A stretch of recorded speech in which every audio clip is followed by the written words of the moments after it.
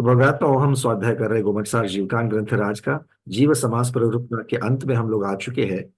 अवगाहना के जो 64 स्थान बताए गए हैं, उनकी साक्षात अवगाहना कितनी है हर स्थान की, उसकी चर्चा हम लोग कर रहे हैं। और उसके साथ में अब आगे कुल अधिकार शुरू होगा, किंतु उसके अंतर्गत जो 64 अवगाहना यंत्र है उसमें अंतिम कुछ जो अवगाहना स्थान है उनकी चर्चा हम लोग कर लेते हैं। आप लोगों की मांग है कि उसके ऊपर थोड़ी सी और डिस्कशन की जाए। चलिए, तो कहाँ से शुरू करेंगे, क्योंकि अब इसके लिए क्या है ना कि एक कुछ ना कुछ तो बेस चाहिए। तो हम 60 नंबर का अवगाहन स्थान जो है उसको बेस मान करके चलते हैं, ठीक है। और हम बताने से अच्छा है आप अगर सामने से प्रश्न करो तो समझने के लिए इजी होगा, ठीक है। चलिए, तो यहां से फिर भी स्क्रीन को तो शेयर कर ही रहा हूं।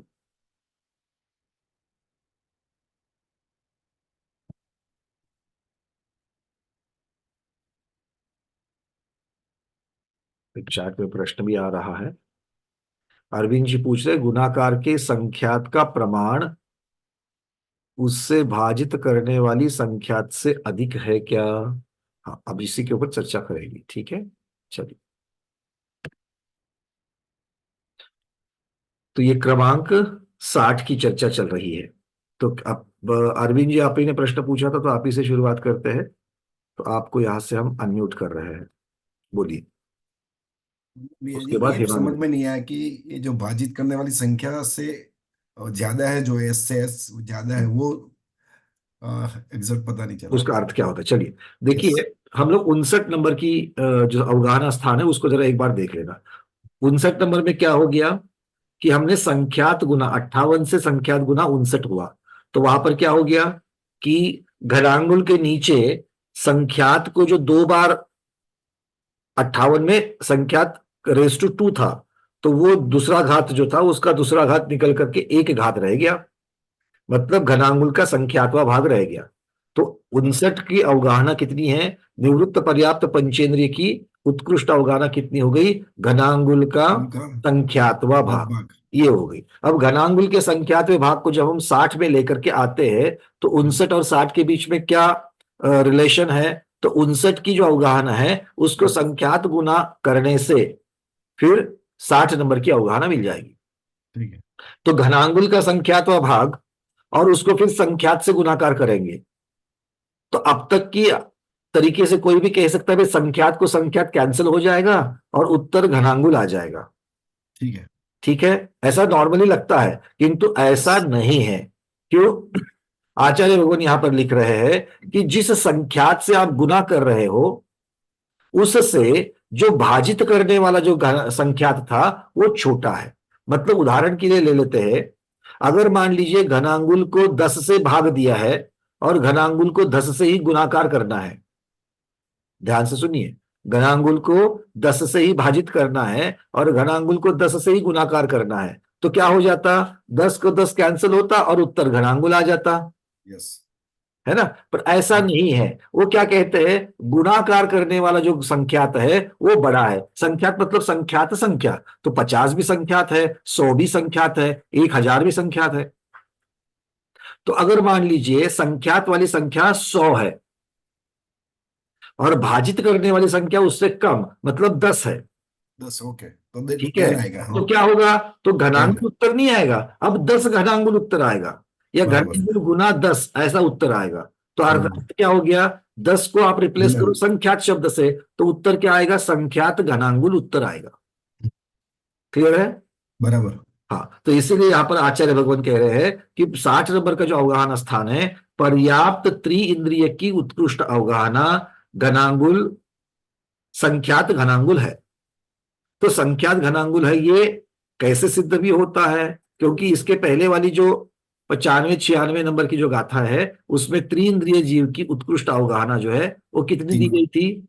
3 कोस। हाँ हाँ बिल्कुल। कोसेन उन एक, मतलब एक कोस से ऊन मतलब कम, ऐसे एक योजन मतलब एक योजन में 4 कोस होते हैं, चार उससे माइनस एक वन कोस कम मतलब 3 कोस होती है। अब 3 कोस संख्यात घनांगुल होते हैं कि नहीं होते, होते हैं। बराबर। क्योंकि एक घनांगुल 3/4 है, उसको फिर आप जितने चाहिए 1 लाख से गुणाकार करो, 1 करोड़ से गुणाकार करो, तो भी संख्यात ही आएगी। ठीक है, चलिए। तो इस प्रकार से ये 3 कोस 60 नंबर जो है ये भी संख्यात घनांगुल होगा। अब संख्यात घनांगुल 60 नंबर के अवगाहना को 61 में लेके जाने के लिए क्या होगा, फिर उसको संख्यात से गुना करना पड़ेगा। तो संख्यात घनांगुल पहले से है, और उसको संख्यात से गुना करेंगे तो और थोड़ा सा बड़ा संख्यात घनांगुल हो जाएगा। तो ये बड़ा संख्यात घनांगुल किसका है, चतुरेंद्रिय की उत्कृष्ट अवगाहना, पर्याप्त चतुरेंद्रिय की उत्कृष्ट अवगाहना। वो कितनी दी गई थी, 4 कोस। योजन दी थी, तो पहले से 4 कोस। ज्यादा है। कितनी ज्यादा है देखो, कितनी एक ज्यादा है, एक कोस। 3 कोस को 1 कोस बढ़ गया, मतलब 33% हम्म। बढ़ गया, हम्म। है ना। तो इस तरीके से आपको दिख रहा है कि ये गुणा किस प्रकार से होते जा रहा है, संख्यात गुना हो रहा है। हम्म। अब चलते हैं 62 क्रमांक तरफ। 62 को हम यहां से अगली स्क्रीन को लेकर के आते हैं। 62 नंबर का अवगाहना स्थान कितना है, द्विइंद्रिय की, पर्याप्त द्विइंद्रिय की उत्कृष्ट अवगाहना। अब वो पहले वाला 61 वाला जो संख्यात घनांगुल था, उसको फिर से संख्यात से गुणाकार करना है। ये संख्यात और भी बड़ा संख्यात है, तो उत्तर कितना आ रहा है, संख्यात घनांगुल ही आएगा। किंतु हम इसको पहले वाली गाथाओं की अपेक्षा से समझ सकते हैं कि इसका उत्तर 12 योजन है, तो 12 योजन भी संख्यात घनांगुल में ही आ जाएगा। क्लियर है, 12 योजन संख्यात घनांगुल होता है। ये कितने लोगों को बात हजम हुई है, और किसको हजम नहीं हुई है। जो ना कह रहे वो पहला चिंतन करे, उसके बाद में ना कहे। ऐसे बैठे बैठे ना कहोगे तो कुछ नहीं होगा, थोड़ा सोचो। हमने घनांगुल किसे कहा है, 3/4 इंच, पौना इंच को कहा है कि नहीं है। चलिए, और अभी संख्यात गुना करना है, मतलब संख्यात कितना होता है, 1 लाख भी हो सकता है, 1 करोड़ भी हो सकता है, 10 करोड़ भी हो सकता है, 100 करोड़ भी हो सकता है, 1 लाख करोड़ भी हो सकता है। तो यहां पर द्विइंद्रिय की उत्कृष्ट अवगाहना 12 योजन है। तो 12 योजन मतलब कितना होता है, ये लघु योजन है, तो 12 योजन कितना होगा, कितने मील होगा। पहले मील को निकालते हैं, फिर किलोमीटर को। बहुत बार मैंने ये बोल के हो गया है, ये दिमाग में पक्का चाहिए। 144। जैसे आप दूध वाला हर रोज आता है घर में, आधा लीटर, 1 लीटर, 2 लीटर, सिर्फ बोलने मात्र से आपको पता चलता है कि आधा लीटर कितना होता है। 144 किलोमीटर होगा। हाँ, तो क्या करेंगे, तो हम लोग इसको 8 मील, 1 योजन बराबर 8 मील होता है, तो 12 योजन कितना हो जाएगा, 96 मील हो जाएगा। ये 8 योजन कहते ही, 12 योजन कहते ही हमें हमेशा समय चिकर जी की याद आती है, अयोध्या की याद आती है। क्यों, क्योंकि ये 12 योजन नगरिया थी। आगे में उत्तर है कि अयोध्या कब, आदिनाथ भगवान के समय अयोध्या का विस्तार कितना था, 12 योजन तक, 96 मील था। और ये हमें याद क्यों रह गया, क्योंकि कुछ वर्ष पूर्व पूज्य बड़ी माता जी अयोध्या में वर्षा योग करना चाह रही थी, और टिकैत नगर उनकी जन्मभूमि है। तो माता जी टिकैत नगर में थी वर्षा योग से पहले, और माता जी विहार करना चाह रही थी, और टिकैत नगर के लोग जो थे वो बिल्कुल माता जी को नहीं छोड़ रहे थे। हम साक्षी है उसके, छोटे छोटे बच्चे रात को 8 बजे से लेकर के 11:30-12 बजे तक माता जी के दरवाजे के बाहर बैठ करके भजन गाते थे। और कुछ भी हो जाए तो माता जी को हम नहीं छोड़ेंगे यहां से वर्षा योग करके लिए। वो फाइनली इस प्रकार से समझाया गया कि अयोध्या 12 योजन आदिनाथ भगवान के समय लंबी है, लंबी थी, मतलब 96 मील थी। तो 96 मील का किलोमीटर कितने होते हैं, 1.6 सेकंड, 144। तो मतलब 150 किलोमीटर के आसपास आ जाएगी। और आज का टिकैत नगर अयोध्या से 150 किलोमीटर के अंदर है, मतलब 12 योजन से अंदर है। तो अर्थ क्या हो गया, आज का टिकैत नगर उस जमाने की अयोध्या का ही भाग है। तो वर्षायुग कहाँ हो रहा है माता जी, अयोध्या में ही हो रहा है, और वर्षायुग साक्षात में टिकैत नगर में ही हो चुका। तो खैर, इसीलिए ऐसी कुछ इन चीजों से जुड़ी हुई यादें रहती है, इसलिए कभी भूलते नहीं। आप लोग भी किसी ना किसी तो ऐसा याद को सहारा बना करके ऐसी चीजों को याद रखना सीखिए, क्योंकि ये संख्याएं नहीं तो याद नहीं होती। देखो, हमको किसी का घर याद रखना है, हम क्या करते हैं, घर के आजू बाजू का कोई लैंडमार्क है, जैसे हॉस्पिटल है, मॉल है, स्कूल है कि नहीं है, स्टेशन है, कुछ ना कुछ तो है, बस स्टॉप है। तो वहां से याद रखता है वो बस स्टॉप के पीछे की गली में था तो घर। ये आपने लैंडमार्क याद रखा कि नहीं रखा? तो ऐसे लैंडमार्क से ही आगम को याद किया जा सकता है। ठीक है। और इनको फिर से दोबारा याद करने से आप किसको याद कर रहे हो? आप श्रुत ज्ञान को ही याद कर रहे हो। तो श्रुत ज्ञान को याद कर रहे हो मतलब क्या है? श्रुत ज्ञान में आपका उपयोग लग रहा है। तो श्रुत ज्ञान में उपयोग लगना अच्छा है या बुरा है? शुभोपयोग कहलाएगा या अशुभोपयोग कहलाएगा? वो पे शुभोपयोग कहलाएगा। आ रही बात समझ में? तो इस तरीके से हमको बढ़ना है आगे। तो 12 योजन इतने किलोमीटर, 150 के आसपास किलोमीटर हो गए मोटा मोटी। अब 150 किलोमीटर को मीटर्स में कन्वर्ट करो, है ना? मीटर्स में कन्वर्ट करो, कैसे करेंगे? 1 किलोमीटर मतलब 1000 मीटर। तो 150 को 1000 से गुना करो, कितना हो जाएगा? 150,000, मतलब 1.5 लाख हो जाएगा। 1.5 लाख मीटर्स हो जाएंगे। और 300, अब 1 मीटर में कितने होते हैं? 1 मीटर में कितने होते हैं? क्या कितने होते हैं? सेंटीमीटर्स होते हैं, मिलीमीटर्स होते हैं, उस हिसाब से कर लो। 25.4 मिलीमीटर का 1 इंच होता है। 25.4 मिलीमीटर का 1 इंच होता है। या फिर यूं कहिए, जो पुराने लोग हैं इनको याद रखने के लिए क्या है, 1 फुट, फुट जानते हैं ना, फुट पट्टी होती है। 1 फुट में 12 इंच होते हैं, तो उसमें से 1 इंच पकड़ लेना। और 12 12 इंच मतलब कितना? 300 मिलीमीटर होता है। छोटे बच्चों की स्कूल की रूल को देखा क्या आपने कभी?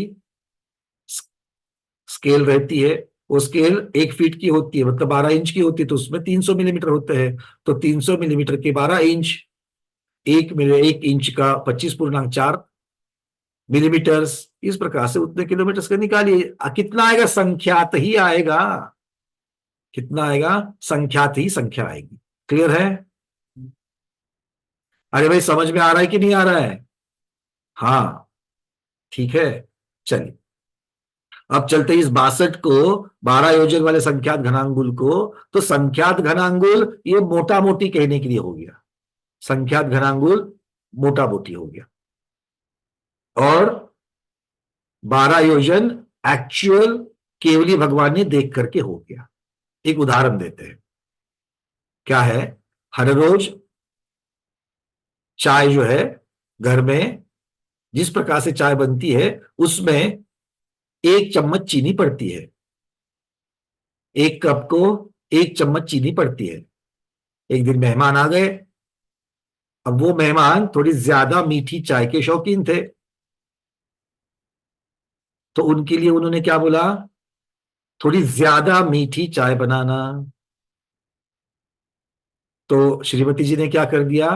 1 चम्मच की जगह पर 2 चम्मच शक्कर डाल दी 1 कप के लिए। ठीक है।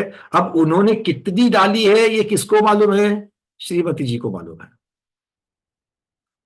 मेहमान क्या कर रहे हैं, या फिर जो रेगुलर पीने वाले थे उन्होंने क्या बोला? अरे हाँ, ये हर रोज से ज्यादा मीठी है। तो उन्होंने क्या कहा? मीठी ज्यादा है। मतलब कहने की पद्धति देखिए, हम क्या कह रहे हैं? ज्यादा मीठी है। तो ज्यादा मीठी में कितनी चम्मच डाली है, ये कहीं उत्तर है क्या? नहीं है। पर ज्यादा मीठी है, ये तुलनात्मक तो बताया गया। और मालूम किसको है? श्रीमती जी को मालूम है कि इसमें 2 चम्मच पड़ी है। मतलब एग्जैक्ट कितनी डाली है चम्मच चीनी, वो उनको पता है। वैसे यहां पर संख्यात घनांगुल ये उपमा मान से बोल दिया। संख्यात घनांगुल उपमा मान से बोल दिया। ठीक है। और जैसे केवली भगवान ने देखा है, क्या देखा केवली भगवान ने? कि एग्जैक्ट कितना है? 12 योजन है। तो यहां पर केवली भगवान कौन हो गया? चाय के उदाहरण में श्रीमती जी केवली भगवान हो गई, है ना? हाँ, अरविंद जी बहुत बिल्कुल एकदम मुस्कुरा रहे हैं, क्योंकि श्रीमती जी को केवली कहना ये कितनी बड़ी बात होती है मालूम है सबको। चलिए आगे बढ़ते हैं। तो खैर, इस यहां पर एक बात को भूलना नहीं है। ये घनांगुल शब्द जो है, मैं बार बार 3/4 इंच 3/4 इंच जो कह रहा हूं, यहां पर इस चीज को नहीं देखना है। क्या देखना है? अवगाहना की अपेक्षा से देखा जाए तो यहां पर घनांगुल के कितने प्रदेश होते हैं, उस चीज को देखना है। ठीक है, चलिए आगे बढ़ते हैं। अब 62 से 63 में आ गए। 63 में क्या है? पर्याप्त बादर वनस्पति का एक प्रत्येक की उत्कृष्ट अवगाहना। अब ये फिर से संख्यात गुना है, तो 62 नंबर के अवगाहना स्थान पर जो आ गया, उसको फिर से संख्यात से गुना करना है। तब आता है पर्याप्त बादर वनस्पति इकाई की उत्कृष्ट अवगाहना। कितनी आ गई? वो भी संख्यात घनांगुल आएगी, किंतु हमें आचार्य भगवान ने, केवली भगवान ने कितनी बताई है? कुछ अधिक 1000 योजन या लंबाई की अपेक्षा से बताई है। ठीक है, ये किसकी है? कौन से बादर वनस्पति का एक प्रत्येक की अवगाहना है ये? कौन है 1000 योजन, कुछ अधिक 1000 योजन का स्वामी कौन है? कोई दया हाथ? हर रोज के ही हाथ है।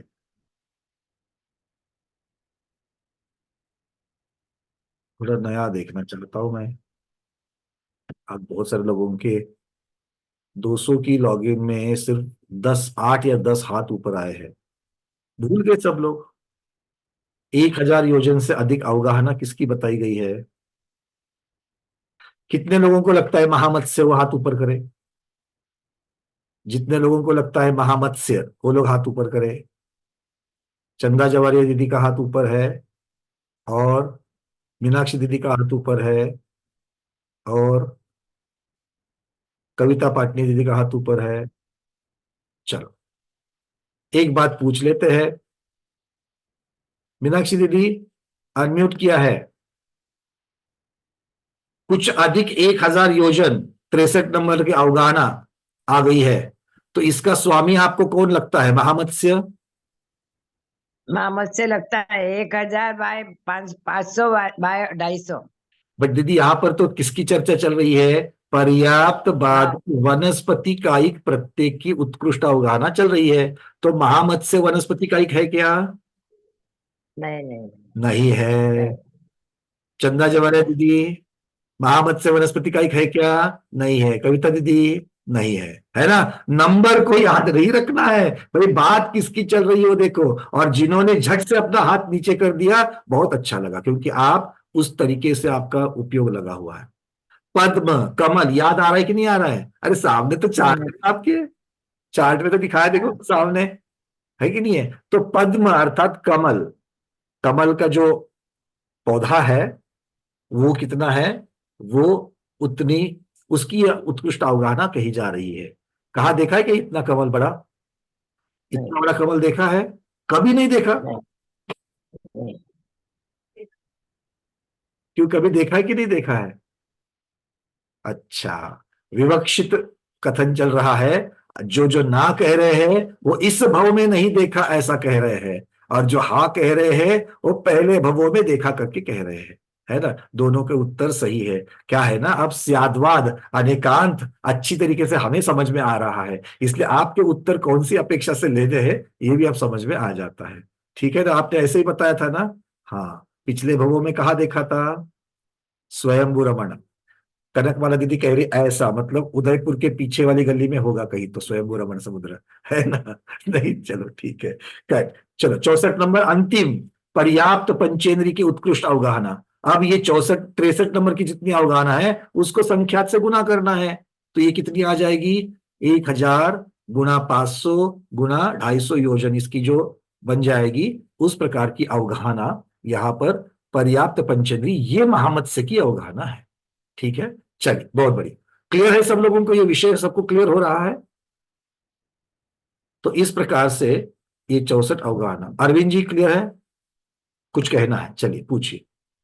मतलब इसका मतलब ये हो कि अपन को जो 3 कोर्स पहले दिया है 59 में, हम्म। और बाद में सबकी अपन को एक इंद्रिय द्विंद्रिय पंचेंद्रिय की ऑलरेडी अपन को उत्कृष्ट अवगाहना दे दी है, तो आज्ञा सम्यक से अपन को मान लेने का कि भी ये जो 3 कोर्स आया है वो जो अपन 59 में कंसिडर किया, वो आज्ञा सम्यक से अपन को कंसिडर करना कि जो डिवाइड करते हैं संख्या से इससे ज्यादा है, वो आज्ञा सम्यक से अपन को कंसिडर करने का है। नहीं, देखो 60 नंबर की जो बात चल रही थी वो तो 59। प्रमाण सिद्ध होती है। आज्ञा सम्यक्त की बात आपने बिल्कुल सही कही, क्योंकि केवली भगवान ने जो जो दो इंद्रिय से लेकर के पंचेंद्रिय जो त्रस जीव है, उनमें से जो उत्कृष्ट पर्याप्त जीव की उत्कृष्ट अवगाहना जो कही है, उसकी अपेक्षा से जब देखते हैं तो ये चार्ट अपने आप सिद्ध हो जाता है। सिर्फ कथन करने की पद्धति, वहां पर कुछ एक यूनिट बताया गया है, यहां पर घनांगुल की यूनिट पे बताया गया है। तो यूनिट सिर्फ चेंज हो रहा है, बाकी चीजें जो की त्यों है। ठीक है, चलिए। हाँ प्रमोद जी। ये कह रहा था कि इसको थोड़ा सा संख्यात को लिखा है, इसको एस पर एस क्यूब वगैरह, मतलब थोड़ा मतलब उसको जानने के लिए कि भाई संख्यात का संख्यात पता हो गया तो इसको एस स्क्वायर एस तरीके से नहीं कर सकते क्या? नहीं, क्योंकि संख्यात को एस का वर्ग अगर लिखना है तो उसी संख्यात को उसी संख्यात से जब तक गुणा नहीं होता है तब तक वर्ग नहीं कहा जाएगा, क्योंकि 10 को 5 से गुना करो नहीं, थोड़ा सा इतना सही जानने आएगा के उसको लिए हम। कि संख्यात संख्यात मतलब इसको हाँ, संख्यात। आप चाहिए तो उसको उतनी बार संख्यात को संख्यात ब्रैकेट में संख्यात गुना संख्यात गुना संख्यात गुना संख्यात ये कर सकते हो, बट हाँ, वो करने से भी उत्तर तो फायदा नहीं, संख्यात ही उत्तर तो वही आएगा, लेकिन ये मालूम तो रहेगा कि संख्यात गुना उसका संख्यात गुना है, इसका संख्यात गुना है, ये हाँ मालूम। ठीक, वो देखिए आपको जिस तरीके से याद करना है उस तरीके से कर सकते हो, उसमें कोई निषेध नहीं है। ठीक, चलिए कल्पना दीदी। ये पूछना है ना, पहले आपने जो टेबल लिखवाया था ना, 1 से 5, 6 से 17, 20, 23, 26, हाँ, तो उसमें जो 6 से 17 के बाद में जो भी नंबर लिखे हैं उसको पल्ले का संख्यात का गुणाकार है ना? एक मिनट देखो, सूक्ष्म से सूक्ष्म जो है वो तो आवली के असंख्यात विभाग प्रमाण है। सूक्ष्म से बादर जब होगा तब पल्ले का असंख्यात्वा भाग है। बादर से सूक्ष्म जब होगा तब आवली का असंख्यात्वा भाग है। और बादर से बादर जब होगा तब पल्ले का असंख्यात्वा भाग है। आपने कल ठीक करवाया था 32 नंबर पे, हाँ, जो पल्ले का चेंज करवाया असंख्यात्वा वहां भाग पर करवाया आवली था। के असंख्यात्वा भाग लिखा था, उसको चेंज करवा के हमने पल्ले का असंख्यात्वा भाग किया। वो तो सूक्ष्म से बादर आए ना?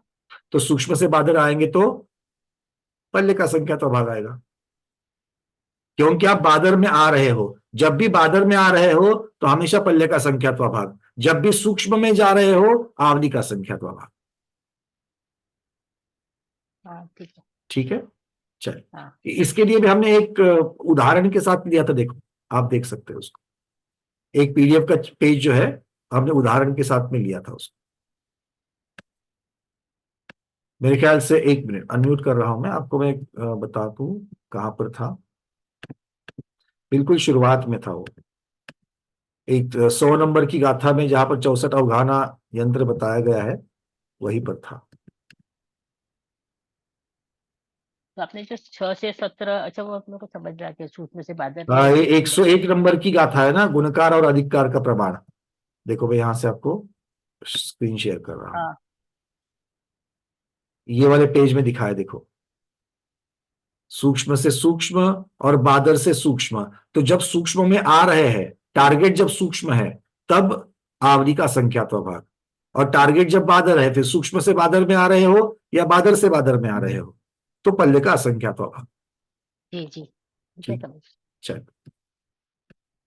और कोई, ये इसको भी मतलब याद रखने के लिए यही है तरीका कि कहाँ आ रहे हो, तो इस तरीके से उसको याद रख सकते हैं। सुरेखा शाह दीदी अहमदाबाद, बोलिए जल्दी से आगे बढ़ते हैं। वंदना भैया, ये हाँ। हमने जो अंगुल का असंख्यात्वा भाग लिया है हम्म, उसको 1+a वो कैसे समझने का? उसके लिए अंगुल का संख्यात्वा भाग ये आचार्यों ने लिख करके भेजा है टीका ने। अच्छा, बाकी विशेषार्थ में जो उन्होंने लिखा है कि एक अधिक आवली का असंख्यात्वा भाग भाजित आवली का संख्यात्वा भाग, क्योंकि आपको विशेष अधिककार जब किया था, गुणकार को छोड़ दीजिए, अधिककार की जब बात करी थी, आपको याद है कि कितना याद उसमें करना था, जैसे 10 की संख्या है तो 10 की संख्या में एक को जोड़ना है और फिर 10 से भाजित करना है, तो 12 से 10 भाजित हो जाएगी। ठीक है, उस तरीके से ये लिखा गया। मतलब अंगुल का असंख्यात्वा भाग लेना है तो 1 + a लेने का, ऐसा? वो अंगुल का असंख्यात्व हो जाता है, अच्छा, ऐसा कहना। ठीक। क्योंकि वहां पर आचार्य भगवान ने क्या लिखा है, पहली अवगाहना से ये अवगाहना विशेष अधिक है और ये अधिककार अंगुल के असंख्यातवे भाग प्रमाण अधिक है, ऐसा उन्होंने कहा है। तो गुणकार उसका अंगुल का असंख्यात्व भाग नहीं है, अधिककार अंगुल का असंख्यात्व भाग है, ये समझना है। ठीक है, चलिए अरविंद जी पूछिए। भैया जी बनना है ये 64 में जो अपन ने लिया तो 1000 इंटू 500 इंटू 250 जो लिया, 500 इंटू 250, वो कैसे लिया भैया जी? ये आगम में इसका प्रमाण आया है, ओके ओके आगम में इसका प्रमाण आया है, ओके भैया जी, महामत से क्या अवगाहना दी है उन्होंने। ओके भैया जी, धन्यवाद। कल्पना दीदी। आपने ना अंगुल का और आंवले का दोनों का सिंबल एक ही ए ही रखा है। नहीं नहीं नहीं, अंगुल का भी ए है। आवली का असंख्यात्व भाग का आपने ए रखा है, और अंगुल का असंख्यात्व भाग के लिए पूरा का पूरा जो ये सेट है उसको अंगुल का असंख्यात्व भाग हो जाता है। आप अंगुल के असंख्यात्व भाग को, क्योंकि आप गुणकार की अपेक्षा से वहां देख रहे हो, वो गुणकार की अपेक्षा से नहीं है, अधिककार की अपेक्षा से है। हाँ, 1 + a अधिककार के 100 अपेक्षा का से। 110 हुआ है, आप वहां पर 1.1 को ढूंढने के लिए जा रहे हो, तो वहां पर 1.1 आपको दिखेगा, बट वहां पर 10 नहीं दिखेगा, क्योंकि अधिककार कितना है, अधिककार 10 है और गुणकार 1.1 है, तो 1.1 के हिसाब से आपको वहां पर दिख रहा है। और 1.1 क्या होता है, 1.1 मुख्यतः से एक से ज्यादा अधिक। होता है। इसीलिए अगर आप देखिए पहले जो हम लोगों ने सूक्ष्म निगोदिया की अवधारणा निकाली थी, वहां पर 1 + a नीचे था, यहां पर 1 + a ऊपर है, तो 1 + a से ज्यादा होता है। 1 + a से ज्यादा, हाँ a से ज्यादा ही होगा। हाँ, तो इस तरीके से वो अंगुल का संख्यात्मक भाग उसको मान लें। ठीक है,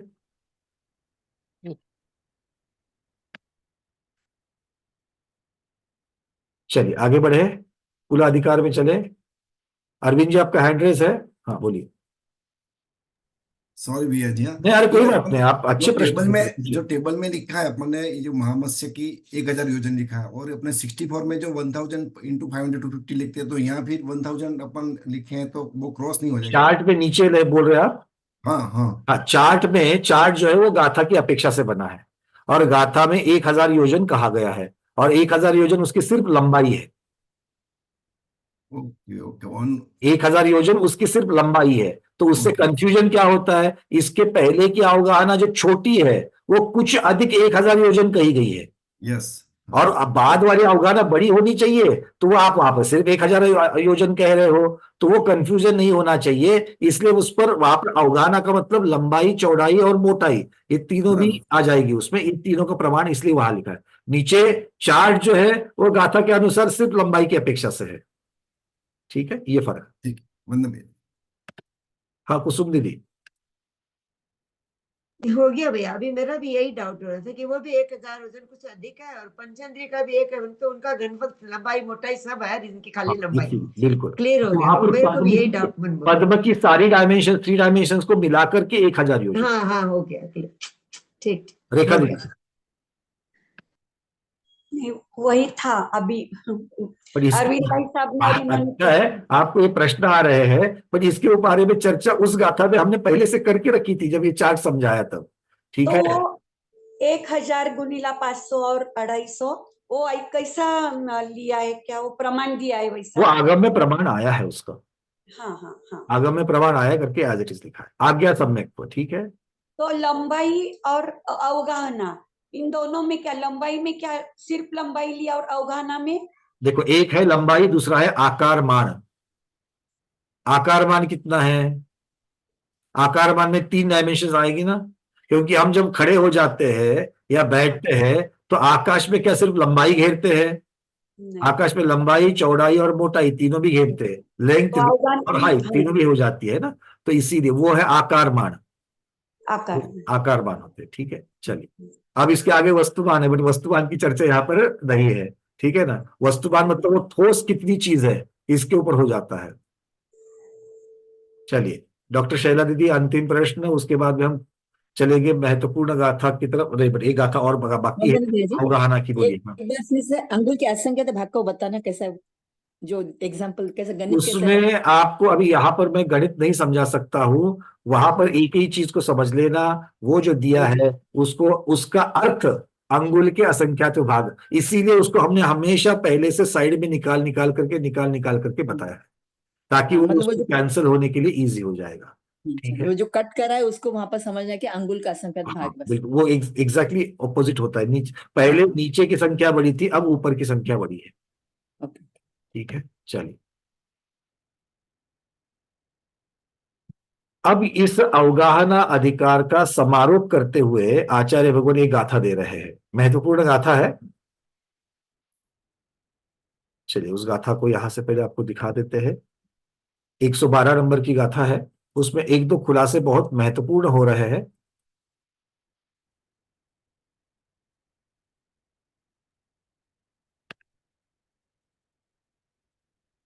यहां से पहले हम आपको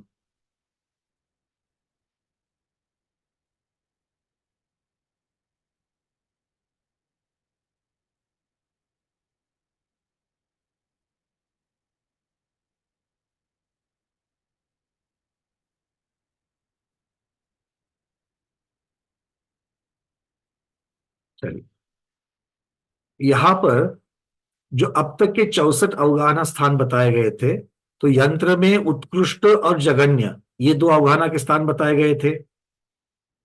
विवक्षित जीवों के नाना जीवों की अपेक्षा से बताए गए थे, और उसके बाद में हमने मध्यम अवगाहना के भेद भी देखे थे। याद आ रहे सबको, चतुस्थान वृद्धि के साथ में मध्यम अवगाहना के भेद। अब आचार्य भगवान इस अवगाहना अधिकार का समारोप करते हुए एक गाथा देते हैं। हेट्टा जेसिम जहन्नम उवरिम उक्कसयम हवे जथ तत्तम तरगा सव्वे तेसिम उगाहणम विअप्पा। वो कहते हैं कि पहले जिन जीवों की जघन्य अवगाहना का और अनंतर में बाद में उसी की उत्कृष्ट अवगाहना का जहां पर वर्णन किया गया है, उनके मध्य में जितनी भी अवगाहना है, जितने भी भेद है, उन सब का उसी जीव की अवगाहना के भेदों में अंतर्भाव होता है। ठीक है, अब इसके हमें दो ग्रंथों में अलग अलग संदर्भ मिले। केशवर्णी जी की टीका में उन्होंने लब्धि अपर्याप्तक से लेकर के पर्याप्तक जीव तक एक ही जीव की अपेक्षा से उन्होंने पकड़ा है। अब ऐसा कैसे कर सकते हैं, गलत तो है नहीं उन्होंने लिखा हुआ, तो हमको समझना कैसे है उसको। तो वहां पर इस प्रकार से समझना है कि वहां पर पर्याप्त अपर्याप्त की कोई भी भेद ना करते हुए एक ही प्रकार के जीव, ऐसा उनको कहना है। मतलब अगर सूक्ष्म निगोदिया है तो सूक्ष्म निगोदिया, फिर लब्ध पर्याप्तक से लेकर के पर्याप्तक तक सूक्ष्म निगोदिया को सूक्ष्म निगोदिया ही देखना है, पर्याप्त अपर्याप्त की अपेक्षा से नहीं देखना है। तो उनकी एक नंबर के ऊपर अगर आप देखेंगे तो एक नंबर के ऊपर अगर अपर्याप्त को देखेंगे, लब्धि अपर्याप्त किसका भेद है, अपर्याप्त का भेद है। निर्वृत्त अपर्याप्त किसका भेद है, वो भी अपर्याप्त का भेद है। तो अपर्याप्त के भेद में हमें दो स्थान मिलते हैं सूक्ष्म निगोदिया के। कहां कहां मिलते देखो, एक नंबर में मिलता है और 18 नंबर में मिलता है। ठीक है, 17 में निर्वृत्त पर्याप्त की जघन्य है, निर्वृत्त पर्याप्त की उत्कृष्ट। मतलब अगर मैं अपर्याप्तक सूक्ष्म निगोदिया जीव लेता हूं तो उसकी जघन्य अवगाहना हमें एक नंबर के स्थान में मिलती है, और उत्कृष्ट अवगाहना अपर्याप्तक की हमें 18 नंबर में मिलती है। ठीक है, तो उनका कहना यह है कि इनके मध्य में अपर्याप्त सूक्ष्म निगोदिया के सभी में दूसरे, तीसरे, चौथे, पांचवें, छठे, सातवें, आठवें, नौवें, 10वें, 11वें, 12वें, 13वें, 14वें, 15वें, 16वें, 17वें और 18वें तक, मतलब 1 और 18 के बीच जितने भी स्थान दिए गए हैं, इन स्थानों की मध्यम अवगाहना जाने। इनको क्या जानना है, मध्यम। ये तभी आ सकता है जब आप लब्धि अपर्याप्त और निर्वृत्त अपर्याप्त इनके अलग अलग भेद ना गिनो तो। ठीक है, क्यों? क्योंकि अगर अलग अलग भेद गिनोगे तो लब्धि अपर्याप्त कभी भी निवृत्त अपर्याप्त नहीं बनने वाला है। नाना जीवों की अपेक्षा से भी देखेंगे तो भी नाना जीवों की अपेक्षा लब्धि अपर्याप्त जीव अलग रहेंगे और निवृत्त अपर्याप्त जीव अलग रहेंगे। तो यहां पर इस प्रकार से भेद ना करते हुए उनका संबोधन हमेशा उस यंत्र में, केशववर्णी जी की टीका में, अपर्याप्त करके ही किया है। और वो बात सही है, क्योंकि निवृत्त पर्याप्त और लब्धि अपर्याप्त ये दो जो है ये अपर्याप्त के भेद माने गए हैं। तो उसकी अपेक्षा से, ये अपर्याप्त की अपेक्षा से ही ये 1 नंबर से लेकर के 18 नंबर की जो अवगाहना है ये उनकी मध्यम अवगाहना उसके बीच में मानी जाती है। इसी प्रकार सूक्ष्म वायुकायिक जीव की 2 नंबर से लेकर के कहां पर है देखिए,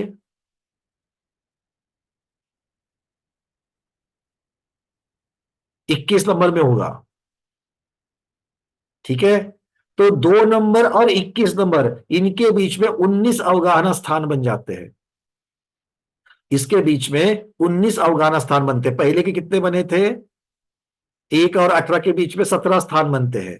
2 के और 19 के बीच में 19 स्थान बनते हैं। तो वो 19 स्थान सूक्ष्म वायुकायिक अपर्याप्त जीव के मध्यम अवगाहना मानेंगे। ठीक है, ये इसका अर्थ निकलता है। क्लियर है? अब पर्याप्त जीवों की अपेक्षा से देखो, सूक्ष्म निगोदिया पर्याप्त जीव की जघन्य और पर्याप्त जीव की उत्कृष्ट।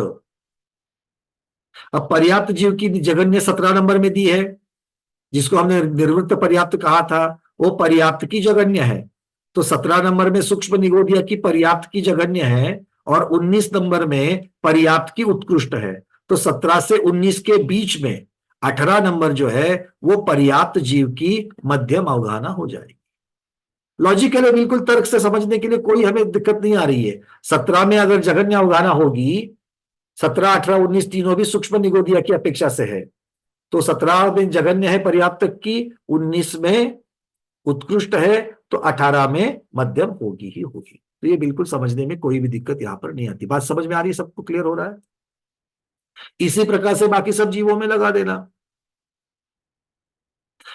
इस प्रकार का वर्णन अगर हम इसको, जैसे अभी मैंने कहा कि सूक्ष्म निगोदिया की अपर्याप्त की जघन्य अवगाहना 1 नंबर में है और 18 नंबर में उसकी उत्कृष्ट अवगाहना है, तो बीच में 17 स्थान जो है वो उसके कैसे बन गए? मध्यम के बन गए। अब इसी प्रकार से इन्हीं को रिप्रेजेंट करते हुए बिंदुओं के द्वारा अगर रचना बनाई जाए, धवला जी में इसकी रचना बनाई गई है कि ये रचना किस प्रकार से होती है। अब रचना का मतलब क्या होता है? ग्राफ।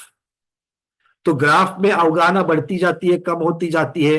तो ये जो एक ग्राफ इसका बनता है सूक्ष्म निगोदिया सभी जीवों की अपेक्षा से, जो मध्यम अवगाहना के साथ में जघन्य मध्यम उत्कृष्ट इसके साथ में जो अवगाहनाएं बनती है, उसका ग्राफ एक मछली के आकार का बनता है और इसीलिए इसे मत्स्य रचना कहते हैं। क्या कहते हैं इसको? मत्स्य रचना कहते हैं। बातें समझ में आ रही है ना? एक बहुत ही विशेष जानकारी की बात ये 18 नंबर, ये 112 नंबर की गाथा समारोह में आचार्य भगवान ने दी है। ठीक है, अब रतनचंद मुख्तार जी पंडित जी साहब ने जो इसके अर्थ किए हैं, उन्होंने क्या कहा? उन्होंने भी इसी प्रकार से माना है, किंतु उन्होंने एक बहुत महत्वपूर्ण बात जोड़ी है जो हमें केशववर्णी जी की टीका में नहीं मिली। और वो बात यह है कि लब्ध अपर्याप्त की उत्कृष्ट अवगाहना से निवृत्त पर्याप्त की उत्कृष्ट अवगाहना विशेष अधिकता के बिना असंख्यात गुना पाई जाती है। लब्धि अपर्याप्त की उत्कृष्ट जो कहीं भी अवगाहना यंत्र में नहीं दी है, हम सब लोग इसी को तो ढूंढ रहे थे ना, लब्धि अपर्याप्त की उत्कृष्ट कहाँ दी है।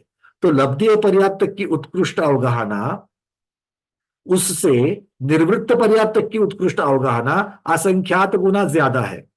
और ये कहते हैं इसीलिए लब्ध पर्याप्तकों की उत्कृष्ट अवगाहना को 64 अवगाहना यंत्र में ग्रहण नहीं किया है। उसका कारण रतनचंद मुख्तार जी ने अपने टीका में विशेषार्थ में दिया है।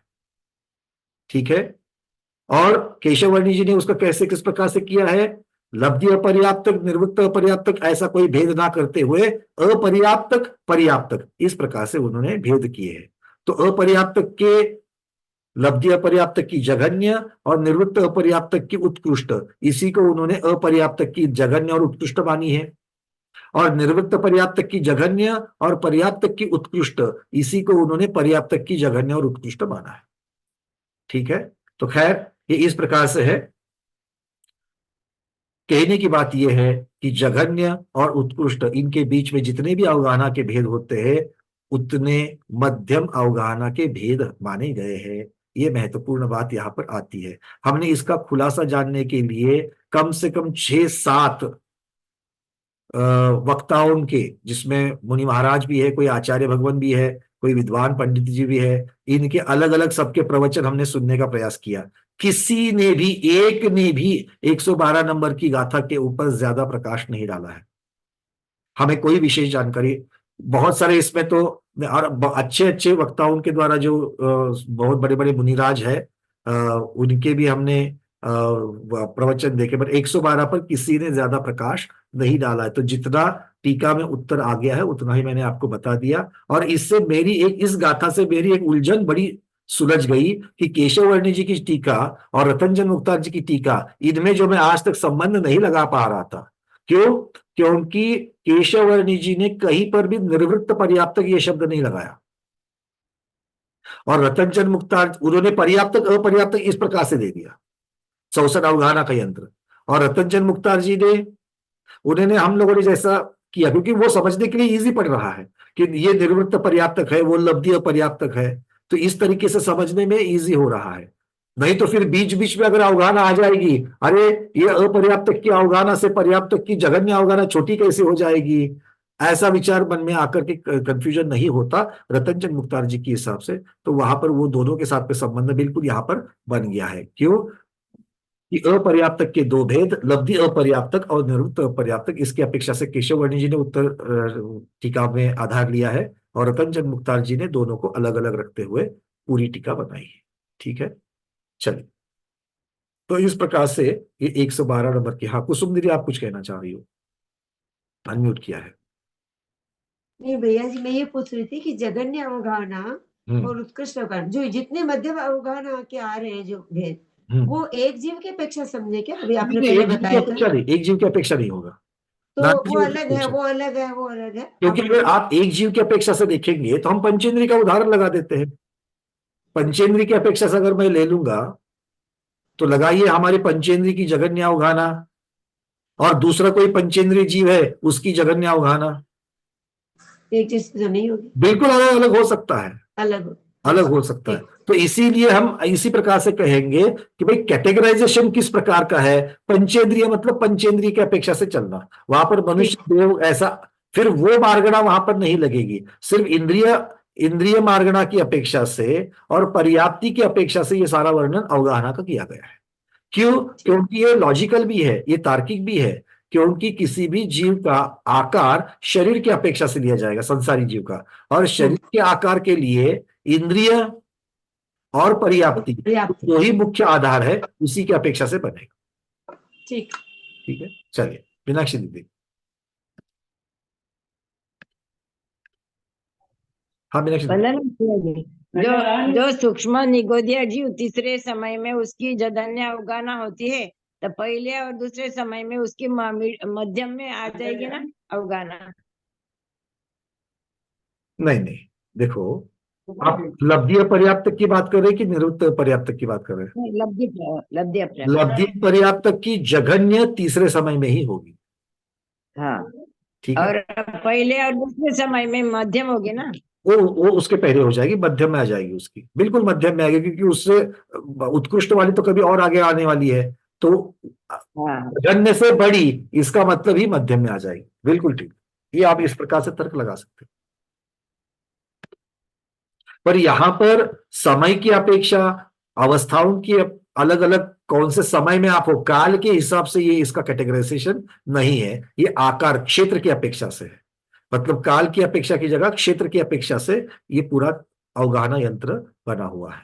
ठीक है, चलिए। तो इस प्रकार से ये बहुत ही रोचक, मैं तो इसको रोचक कहूंगा, ये अवगाहना अधिकार जीव समास का यहाँ पर संपन्न होता है। अब यहां से आचार्य भगवान जो चौथा अधिकार है वो कुल अधिकार की अपेक्षा से हमें बताने जा रहे हैं। जीव समास में 4 अधिकारों के द्वारा वर्णन किया है, वो चौथा कुल अधिकार है। तो इसके पहले के 3 अधिकार कौन कौन से हैं? कौन से 3 अधिकारों के द्वारा जीव समास का वर्णन आचार्यों ने अब तक किया है? कौन बताएगा? जीव समास 4 प्रकार के अधिकारों के द्वारा, अधिकार मतलब क्या है? 4 प्रकार के टाइटल्स, 4 सब्जेक्ट्स, 4 विषय इसकी अपेक्षा से बताया गया है। तो उसमें से 4 कौन से हैं? चौथा तो कुल अधिकार है, किंतु इसके पहले 3 है, वो कौन सा है? सुमन जैन दीदी अनम्यूट किया है, बोलिए। स्थान अधिकार, अवगाहन, स्थान अधिकार, अवगाहन और योनि अधिकार। अवगाहन अधिकार और योनि अधिकार। योनि अधिकार। स्थान अधिकार में क्या होता है? जैसे पृथ्वी कायिक, जल कायिक, ये सब। वो तो वर्गीकरण सब जगह पर है। किसके आधार पर? संख्या के आधार पर। हमें क्या कहना है? संख्या के आधार पर। जैसे जीव समास मतलब कि 1 भेद है क्या, 2 भेद है क्या, 3 भेद है, 14 भेद है, 19 भेद है, 98 भेद है ना? और हमने अन्य अन्य ग्रंथों की अपेक्षा से स्थान अधिकार में कितने भेद देखे, ज्यादा से ज्यादा कितने भेदों की चर्चा हमने की? जीव गोमटसा जीव कांड में 98 भेद ज्यादा से ज्यादा किए हैं, किंतु अन्य ग्रंथों के आधार से जिन्हें प्रक्षेपित गाथाएं कहा गया था, दूसरे ग्रंथ की प्रक्षेपित गाथाएं, उसके आधार पर कितने भेद किए थे? 146 के आस। 196 नहीं, 46, 46। 98 तो सीधे सीधे देवीचंद्र महाराज ने किए ही है। दूसरे ग्रंथ में कितने थे? पारस पट्टी साहब। 406।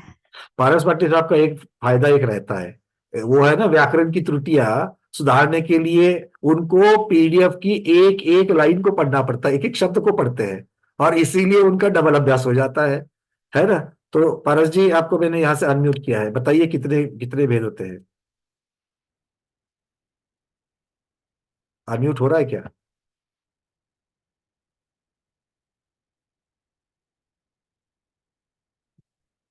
चलिए, शायद कोई दिक्कत आ रही है। रेखा दीदी। 406। बहुत सही, 406। याद है ना, तिर्यंचों के प्रकार, कर्म भूमि की अपेक्षा से, वगैरह वगैरह वगैरह सारी चीजें उसमें दी गई थी। ठीक है, चलिए। दूसरा था योनि अधिकार। योनि अधिकार में कितने प्रकार की योनियां, मूल में कितने प्रकार की योनियों की अपेक्षा से जीव समास का वर्णन किया गया? हेमांगी दीदी। वंदना भैया, 2 प्रकार की, आकार योनि और गुण योनि। बहुत सही, बहुत सुंदर। मीना विनायक दीदी, आकार योनि के 3 भेद बताइए। शंखावर्त, कूर्मोन्नत और वंशपत्र। इसके बारे में क्या विशेषता बता सकती हो आप? भैया जी, शंखावर्त में नियम से गर्भ नहीं ठहरता है। बहुत बढ़िया। किसकी होती है? उदाहरण इसका। चक्रवर्ती, कुर्मोन्नत में चक्र तीर्थंकर चक्री पैदा होते हैं। अच्छा, त्रिशला माता की अगर हम देखा जाए तो त्रिशला माता की किस प्रकार की योनि में कैटेगराइजेशन आ जाएगा? तीर्थंकर की माता रहती है। तो कौन सा वाला आ जाएगा? हमें उत्तर तो बताइए। कुर्मोन्नत। कुर्मोन्नत आ जाएगा। बहुत बढ़िया, है ना? इस एक झलक दे रहे हैं कंप्यूटर महाराज किस प्रकार से प्रश्न पूछ सकते हैं। ठीक है ना? चलिए, बहुत बढ़िया। और वंशपत्र सामान्य प्रजा जो है वो उस प्रकार से होगी। अच्छा, गुण योनि के 9 भेद। गुण योनि के 9 भेद कौन बताएगा? थोड़ा सा वार्म अप होना चाहिए। स्मिता दोषी दीदी, 1 मिनट। उनकी हाथ ऊपर करते ही वीडियोस की पोजीशन बदल जाती है, तो हमें उसको भागती हुई लोकल पकड़ना या ट्रेन पकड़ना किसे कहते हैं, वो यहां से समझ में आता है। हाँ, स्मिता दीदी बोलिए। सचित अचित सचित अचित, शीत उष्ण शीतोष्ण, संव्रत विव्रत संव्रत विव्रत। बहुत बढ़िया। चलिए, एक उसकी ऑपोजिट और दोनों की मिक्स, मिश्र, इस प्रकार से 9 योनियां होती है।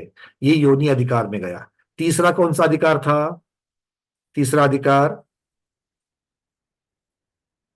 तीसरे अधिकार का नाम स्मिता महाजन दीदी। अवगाहना।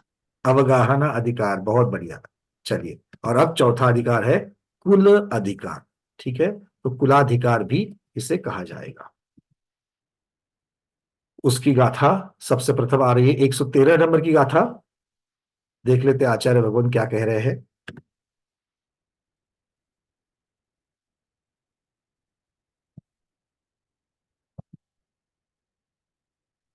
बावीस सत्त तिन्नीय सत्तय कुल कोडी सय सहसाईम नेया पुडविद गागणी वावुकायान परी संखान।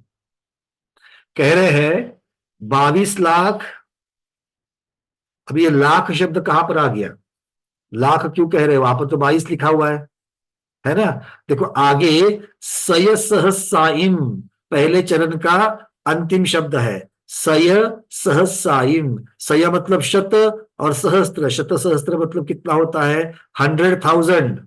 हम अंग्रेजों को ऐसे ही बोलते हैं, अरे ये कहां से आपने निकाला 100,000? ये अंग्रेजों का नहीं, हमारे आगम में उसके पहले से 100,000 है।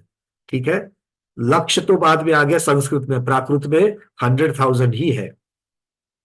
तो ये लाख शब्द लगाना किसके साथ? 22 के साथ।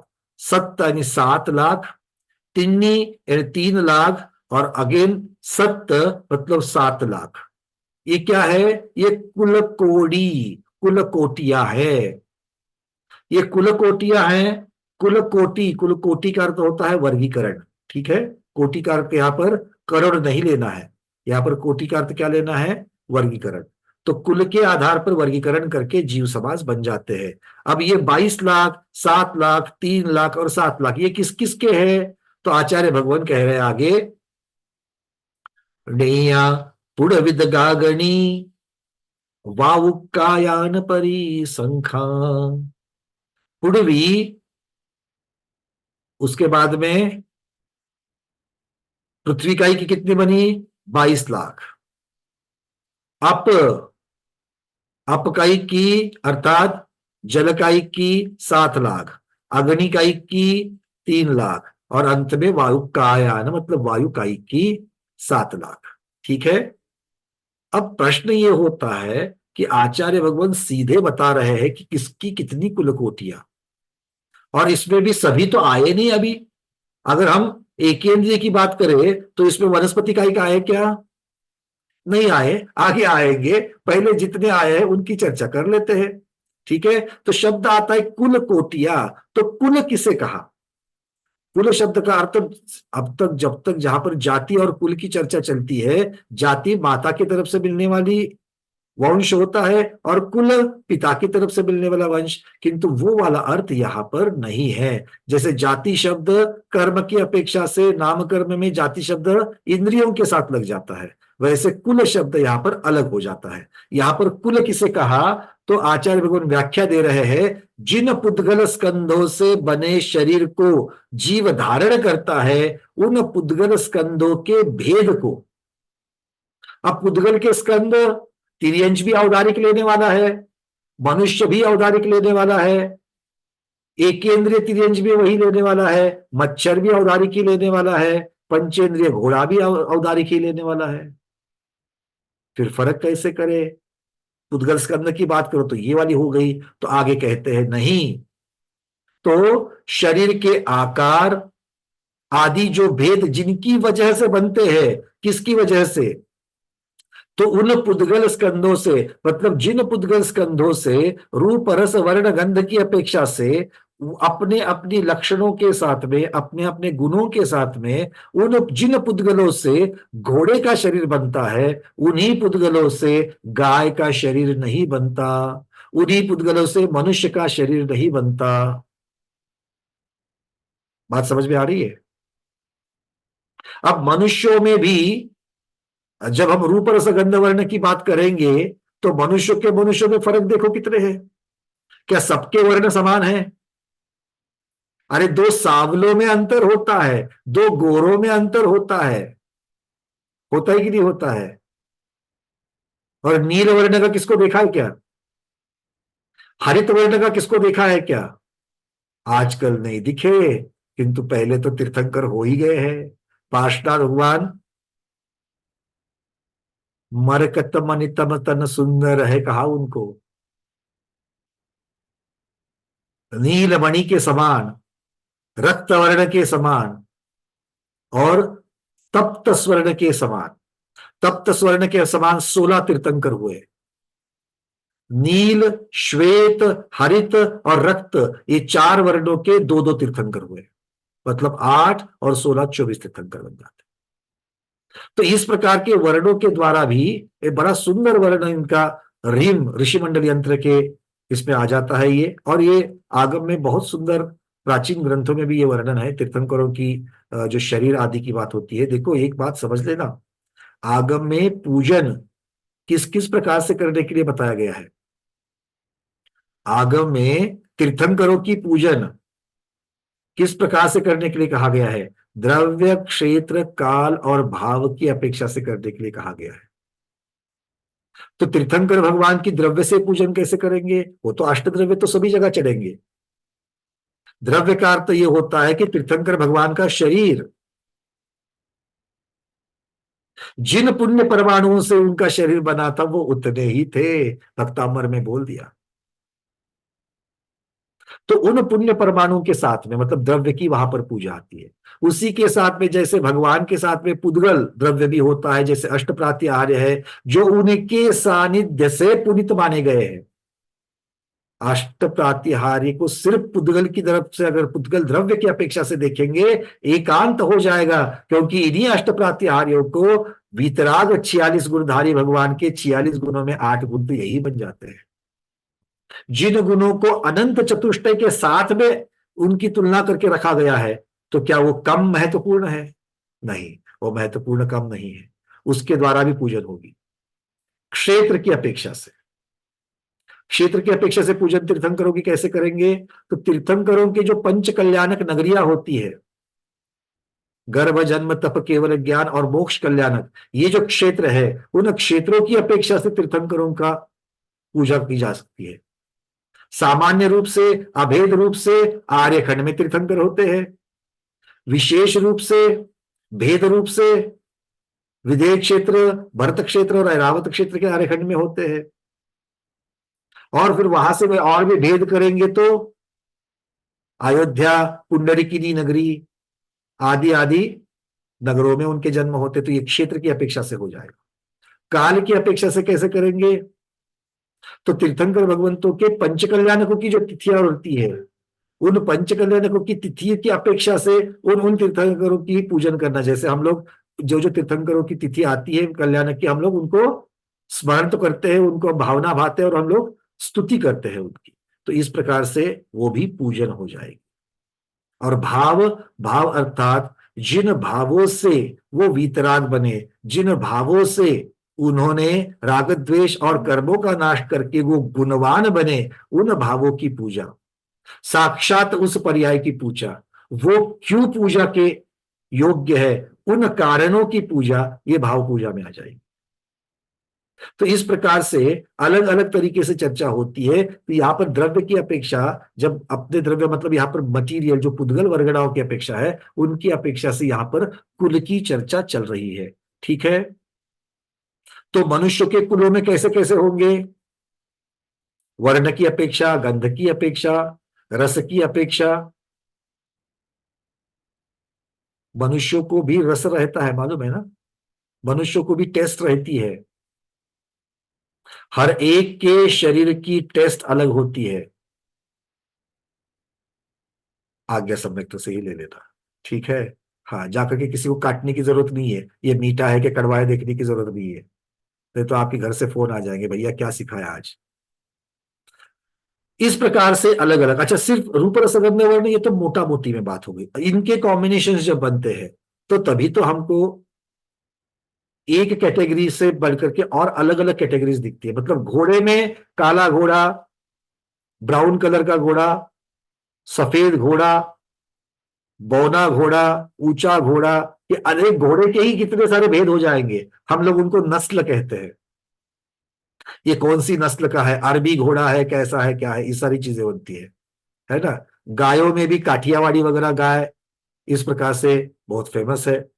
देसी गाय अलग तरीके से। देखो, एक एक को अगर हम लोग चिंतन करने के लिए बैठे तो हमको अलग अलग कुल दिखाई देते हैं। तो गायों के ही अलग अलग कुल है। एक गाय के अंतर्गत अलग अलग कुल मिल जाएंगे, घोड़े के अंतर्गत कुल मिल जाएंगे, और गाय और घोड़े के कुल तो अलग गिने ही जाएंगे, और गायों के भी अलग गिने जाएंगे, घोड़ों के भी अलग गिने जाएंगे अपने अपने में। बातें समझ में आ रही है? वो ये सब इतनी सारी चीजें इतनी देर तक घोट घोट करके इसीलिए बता रहा हूं क्योंकि इतनी कुल कोटियां क्यों होती है ये समझ में आना चाहिए। नहीं तो नंबर तो सबको याद है, इसकी इतनी कुल कोटियां, उसकी उतनी कुल कोटियां, एग्जाम में लिखोगे मार्क भी मिलेंगे, किंतु चिंतन करने बैठे तो कुछ नहीं। कुल कोटि, फिर प्रश्न पूछेंगे भैया कुल कोटि में और योनि में क्या फर्क है? वो 84 लक्ष्य योनि का आगे चढ़ता है, वो कुल कोटि क्यों चढ़ता है, क्या योनि को कहा चढ़ता है? दोनों में फर्क है, ठीक है ना? उसकी भी चर्चा इस प्रकरण के अंतर्गत हो जाएगी। चलिए, अब आपको स्क्रीन के ऊपर जो दिख रहा है तो उसमें मुख्यतः से पृथ्वी कायिक की 22 लाख कुल कोटि, जल कायिक की 7 लाख, अग्नि कायिक की 3 लाख और वायु कायिक की 7 लाख कुल कोटियां है। वनस्पति कायिक की आगे बताएंगे, उसको भी लेकर के इसी चार्ट में यहां पर उसको डाल दिया है, 28 लाख कुल कोटियां आ जाएगी। चलिए आगे बढ़ते हैं। अब अगली 2 गाथाओं के द्वारा आचार्य भगवान इस कुल अधिकार को और विस्तारित करते हैं। कैसे?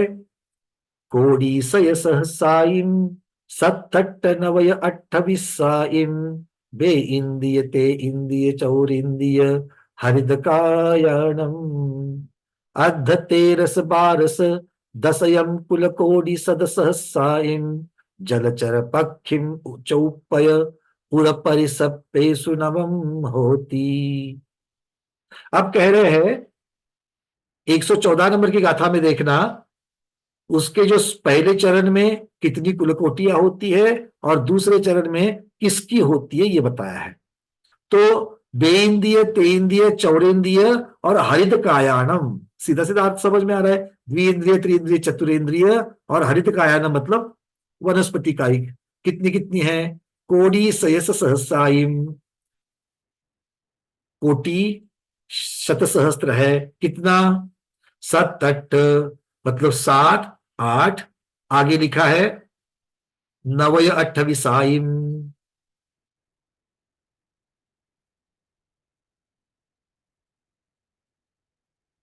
हाँ क्योंकि चतुरेंद्रिय की 9 लाख है, वो 6 लाख नहीं है वहां पर, क्योंकि हम वही सोच रहे कि वहां पर ऊपर 9 बताया है और नीचे स्क्रिप्ट में कितना लिखा है, जो गाथार्थ दिया है गाथार्थ में करेक्ट कर लेना यहां पर, ठीक है। चलिए एक नवी यहाँ पर कर लेते हैं क्योंकि नीचे चार्ट में सही बनाया है।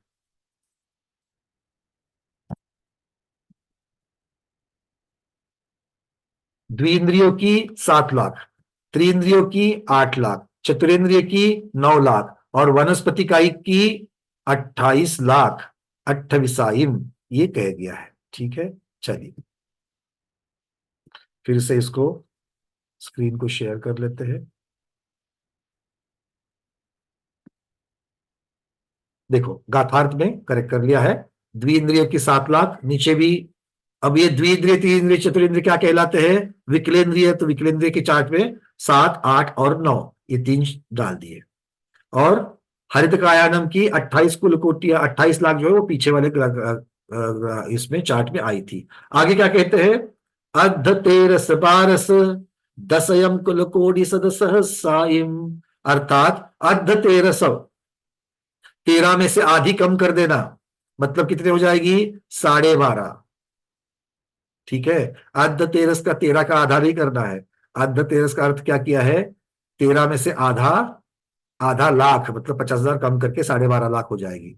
उसके बाद में बारस, बारस कौन है? मतलब 12 लाख कुल कोटियां। दसयम मतलब 10 लाख कुल कोटियां, ठीक है। और उस ये किस किस की है? जलचर, पक्षी और चौपय। क्या कह रहे हैं? जलचर, पक्षी, चौपय। जलचर तो सीधा सीधा समझ में आ रहा है, 12.5 लाख पहली जलचर के साथ लगेगी। दूसरी 12 लाख जो है वो पक्षी मतलब नभचर के साथ लगेगी, खगे खग जो रहते हैं उनकी। और दसयम 10 लाख कुल कोटि कौन है? चौपय, चतुष्पाद। चतुष्पाद मतलब क्या है? चलने वाले, नभ, उनको भूमि गोचरी भी कह सकते हैं या स्थलचर भी कह सकते हैं। और आगे क्या कहा? और एक कैटेगरी कर रहे हैं, उर परिसप्पेसु नवम होती। उर सप्पेसु मतलब छाती के बल रेंगने वाले, जैसे मगर होती है, सुसर होती है, क्रोकोडाइल्स जो होती है अलग अलग प्रकार की, जो छाती के बल रेंगते हैं। तो ऐसे छाती के सहारे रेंगने वाले जो है उनकी कितनी है? नवम होती, 9 लाख कुलकोटियां है। कितनी सीधी सीधी गाथा है, और उनके चार्ट भी सीधे नीचे बन गए।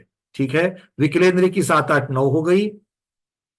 जलचर, नभचर और थलचर, इनमें 12.5, 12 और 10 लाख हो गई। और उसके बाद में छाती के सहारे लेंगने वाले 9 लाख कुलकोटियां हो गई। आगे बढ़ते हैं।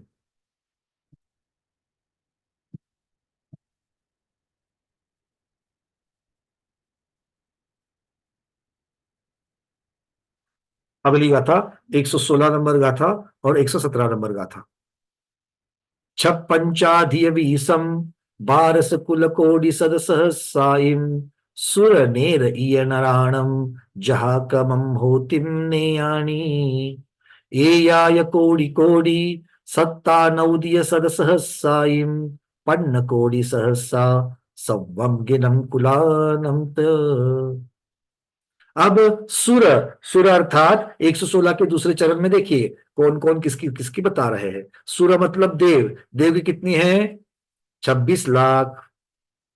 उसके छ, अब ये छ और पंच, ये शब्द जो है देखो गाथा में छ और पंच है, ये दोनों के साथ में अधिवीसम ये शब्द लगेगा। धियवीसम जो है ये उसके साथ में लगेगा। छ पंच, पंच का पंचा में से पंच ले लिया और उसका जो अ रह गया था वो अधीय वीसम। अधीय मतलब अधिक और 20 मतलब 6 अधिक 20 और 5 अधिक 20। तो 6 अधिक 20 कितने होते हैं? 26। 5 और 20 अधिक 20, कितना मनोरंजक है देखो प्राकृत भाषा पढ़ने के लिए, है ना? कितना सुंदर शब्द है, छप्पंचाधिय वीसम। इसको निकालते निकालते मजा आ जाता है। तो 26 लाख कुलकोटियां देव की है। नेरय्य अर्थात नार की 25 लाख प्रकार के 25 लाख कुलकोटियां है। आगे कह रहा 12 कुलकोटि कितनी? 12 लाख कुलकोटियां किसकी है? मनुष्य की, नराणम, ये हो जाती है। और एयाय कोडि कोडि सत्ता नौदी यह सद सहस्यायिम, ये कितनी होती है? सब जीवों की मिलकर के कुलकोटियां कितनी हो गई है? कोड़ी कोड़ी, एक कोड़ा कोड़ी। सत्ता नवदी अर्थात 97 लाख। सद सहसाई मतलब 97 लाख। और आगे पण कोड़ी सहसा 50,000 कुलकोटियां है। कितनी टोटल हो गई? एक कोड़ा कोड़ी 97,50,000 सब मिलाकर के कुलकोटियां हो जाती है। ठीक है, आचार्य भगवान कहते हैं अन्य ग्रंथों में, मूलाचार आदि ग्रंथों में मनुष्य की 12 लाख की जगह पर 14 लाख कुलकोटियां मानी गई है। अब वो अगर जोड़ देंगे तो 2 लाख और भी बढ़ जाएंगे। ये कह रहे 97 लाख की जगह पर 99 लाख हो जाएगी। ये इस प्रकार से यहां पर कह रहे हैं। ठीक है, चलिए अब एक बहुत महत्वपूर्ण चीज यहां पर कह के हम इस अधिकार, ये बहुत ही छोटा अधिकार है, कुछ 5-6 गाथाओं के द्वारा ही आचार्य भगवान ने इसको बताया है। कहा है सिद्धांत चक्रवर्ती जो अभय सुंदर सूरी जी महाराज की मंद प्रबोधिनी टीका है, उसमें उन्होंने उच्च और नीच गोत्र रूप वंश में उत्पन्न होना ये कुल को कहा है। कुल का अर्थ तो उन्होंने क्या कहा है वहां पर? उच्च और नीच वंश, मतलब गोत्र कर्म की अपेक्षा से जो उच्च नीचता वंश की आ जाती है, उच्च कुल और नीच कुल, इस प्रकार से कुल शब्द का अर्थ किया है। और मूलाचार की टीका में शरीर के भेद के कारणभूत नौकर्म वर्गना जो है, आहार वर्गना जो है, उन्हीं को कुल कहा गया है। तो ये दोनों को हमें संग्रहित करके चलना है। ठीक है, अब मुख्य प्रश्न रह जाता है कुल और योनि में अंतर क्या है? कुल और योनि में अंतर क्या है? आचार्य भगवान कहते हैं जाति के भेदों को कुल कहते हैं। जैसे बड़, पीपल, ये वृक्षों के भेद हो गए। कृमि, चींटी, मक्खी, घोड़ा, ये तिर्यंचों के भेद हो गए। भवनत्रिक, देवों के भेद हो गए। क्षत्रिय आदि मनुष्यों के भेद हो गए। तो इन सब को कुल कहा है। क्यों? क्योंकि ये जाति के भेद है। यहाँ पर इनको जाति शब्द भी कहा गया है। तो जाति के भेदों को कुल कहा है और जीवों के उत्पत्ति स्थान को योनि कहा है। जीवों की उत्पत्ति स्थान को योनि। तो जैसे कंद, मूल, अंडा, गर्भ, रस, स्वेद, उपपाद, शैया, बिल, ये सब योनि कहे जाते हैं। तो फर्क समझ में आ रहा है। योनि मतलब जन्म लेने का स्थान, और कुल अर्थात जिन वर्गणाओं से हमारा शरीर बनता है, या तो उसे मूलाचार के आधार पर बांट लेना, या तो फिर मंद प्रबोधिनी टीका की अपेक्षा से वंश को भी, अलग अलग वंशों को भी यहां पर कुल कहा गया है। ठीक है, तो इस प्रकार से ये कुल अधिकार के साथ में जीव समास भी पूर्ण हो जाता है। और इसी प्रकार से इत्याचार्य श्री नेमि चंद्र विरचितायाम गोमठ सारा परिणाम पंच संग्रह वृत्तो जीव कांडे विंशति प्रवृत्तासु जीव समास प्रवृत्नाम नाम द्वितीयोधिकार। बोलिए गोमठ सार जीवकांड ग्रंथराज की जय। जीव समास प्ररूपणा अधिकार की जय। सिद्धांत चक्रवर्ती नेमि चंद्र महाराज की जय। इसी के साथ ये दूसरा अधिकार जो है, ये दूसरी प्ररूपणा कह सकते हैं, दूसरी प्ररूपणा यहाँ पर पूर्ण हो जाती है। ठीक है, आपके कुछ प्रश्न है उनको ले लेते हैं। समय मेरे ख्याल से 3-4 मिनट हमारे पास अभी भी बाकी है। चलिए पारसपट्टी साहब पूछिए।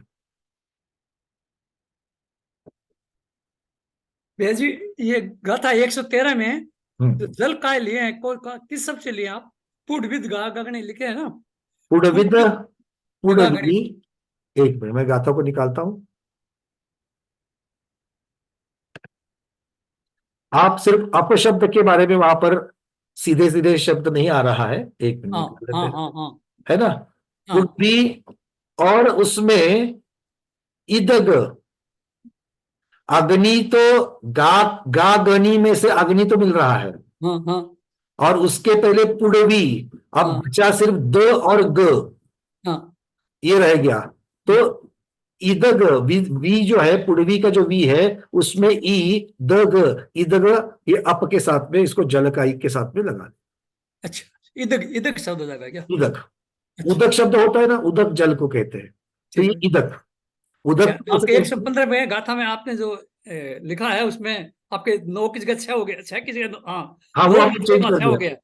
नहीं, वो नहीं सुधारे आप, वो नहीं हाँ? सुधारे, वो फिर से खोलिए आप। किसमें? 115 नंबर की गाथा में। 115 में,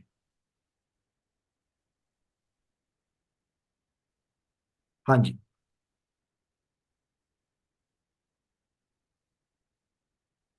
जलचर पंखी का, हाँ हाँ, तो ये चेंज किया हमने, चतुरेंद्रिय में किया, 9 लाख कर दिया। देखिए वहां पर 6 लाख छपा था, वहां 9 लाख कर दिया। अच्छा अच्छा, गाथार्थ में गलत हुआ था, शब्दार्थ पे गलत। दो जगह गलती था, एक जगह सुधारे आप। एक जगह तो हमने सुधार दिया, दूसरा कहां पर है? एक ही जगह था ना।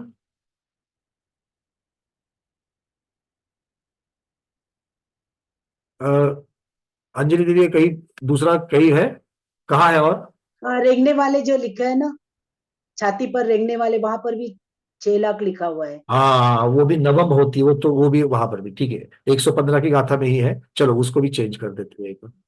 बरं, मला तसाच प्रश्न विचारायचा होता की सहस्र सई लिहिलंय का तिथे? काय लिहिलेलं आहे? कुठे?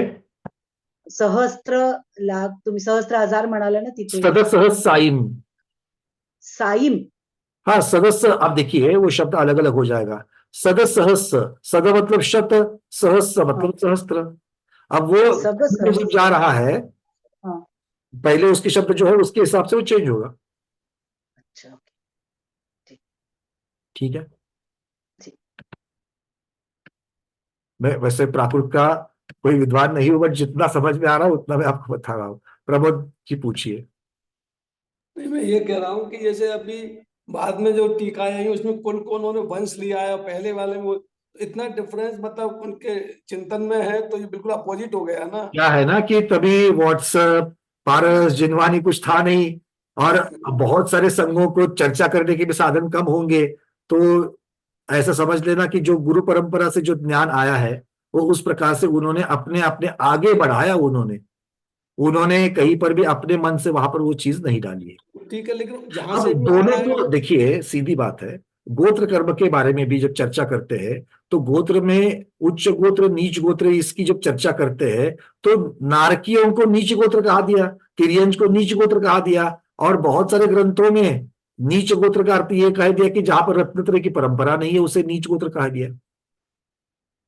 तो ये कौन से एक ही शब्द का एक ही अर्थ है ऐसा नहीं मानना चाहिए, अलग अलग तरीके से मानने चाहिए। हाँ, ये बात जरूर हो जाती है कि भैया आपने जो भेद किए हैं वो भेद किस आधार से किए हैं। तो जो 2 लाख का जो भेद पड़ जाता है, मनुष्यों में जो भेद पड़ता है वो भी इसी प्रकार से है कि कौन सी विवक्षा से उसका कथन किया जा रहा है, उसकी विवक्षा से फर्क पड़ता होगा। वो तो ठीक है ना, भाव तो दोनों अलग अलग ही हो गए ना, बिल्कुल भावों में तो बिल्कुल भाव बिल्कुल अलग हो जाते हैं, क्योंकि एक वंश की अपेक्षा से है, एक वर्गणा की अपेक्षा से है। तो मतलब पीछे से जो आ रहा है तो ऐसा होता है कि थोड़ा थोड़ा ज्ञान है, थोड़ा थोड़ा मेमोरी, बहुत ऐसा तो बहुत सारा डिस्टॉर्ट हुआ है, बहुत सारा हुआ, वही मेरा बहुत सारा। अभी देखिए, अभी जब इसकी अवगाहना की जब मैं गाथा पढ़ रहा था तो नेमिचंद्र महाराज ने जो शब्दों का उच्चारण किया, घरांगुल किया है, धवला जी ने सुच्चंगुल किया है, और रतनचंद मुख्तार जी ने 6 पन्ने उसी के ऊपर लगाया है कि दोनों की तुलना करने में, और ये सिद्ध कर दिया कि दोनों अलग नहीं है, क्योंकि एक जगह पर आप 4 कहो और दूसरी जगह पर 2 का वर्ग कहो, अर्थ एक ही है। शब्द बदल जाते हैं, अर्थ वही निकलता है। बहुत बार शब्द बहुत भिन्न होते हैं किंतु विवक्षा से अगर हम समझे तो दो अर्थ अलग अलग निकल जाते हैं।